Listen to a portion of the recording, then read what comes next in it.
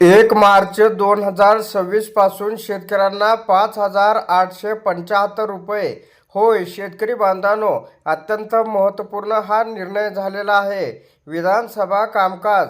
राज्यातील कापूस खरेदीची मुदत वाढवण्यात यावी अशी मागणी शेतकऱ्यांकडून करण्यात येत होती. या अनुषंगाने पणन विभागाने कापूस खरेदी मुदत वाढवण्याचा प्रस्ताव केंद्र सरकारकडे पाठवला होता. मुख्यमंत्री देवेंद्र फडणवीस यांनी देखील याबाबत केंद्र सरकारकडे पाठपुरावा केला. या मागणीचा सकारात्मक विचार करून केंद्र सरकारने राज्यातील कापूस उत्पादक शेतकऱ्यांना दिलासा देत कापूस खरेदीसाठीची मुदत 15 मार्च 2026 पर्यंत वाढवण्याचा निर्णय या ठिकाणी घेण्यात आलेला आहे, अशी माहिती पणन मंत्री यांनी निवेदनाद्वारे दिलेली आहे. तसेच